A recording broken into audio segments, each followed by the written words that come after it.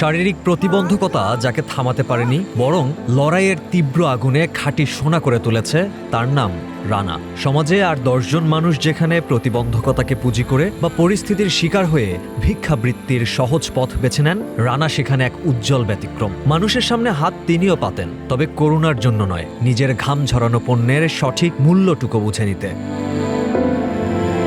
প্রতিদিন ভোরের আলো ফুটতেই শুরু হয় রানার জীবন সংগ্রাম। নারায়ণগঞ্জ থেকে ট্রেনে চড়ে তিনি আসেন কমলাপুর রেল স্টেশনে। সারাদিন এক প্ল্যাটফর্ম থেকে অন্য প্ল্যাটফর্মে, কখনো বা চলতি ট্রেনের বগিতে বগিতে ঘুরে বিক্রি করেন কলম আর টিস্যু। শত কষ্ট বুকে চেপে মুখে হাসি নিয়ে পণ্য তুলে দেন যাত্রীদের হাতে। দিন শেষে সন্ধ্যায় সেই ক্লান্ত শরীর নিয়ে আবার ট্রেনে করেই ফেরে নারায়ণগঞ্জের নীড়ে।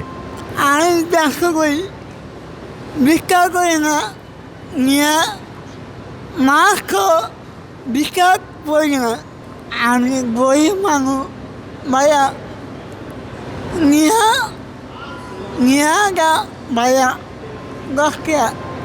রানার মাথায় বাবার স্নেহের ছায়া নেই বহু বছর। পরিবারের একমাত্র উপার্জনক্ষম মানুষটি চলে যাওয়ার পর সংসারের পুরো ভার এসে পড়ে রানার কাঁধে। কিন্তু দমে যাননি তিনি। টিস্যু আর কলম বিক্রির সামান্য আয় দিয়েই তিনি টেনে চলেছেন সংসারের ভার। শুধু তাই নয়, এই পরিশ্রমের টাকায় বিয়ে দিয়েছেন 2 বোনকেও।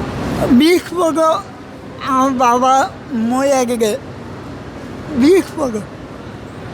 2 ভাই, একটা বোন বিয়ে দিয়েছি। আমি নিজে কেমন। রানা কারো করুণা বা ফ্রি সহমর্মিতা চান না। নিজের শ্রমে, নিজের উপার্জনে মুখ ফুলিয়ে মাথা উঁচু করে বাঁচাই তার স্বপ্ন।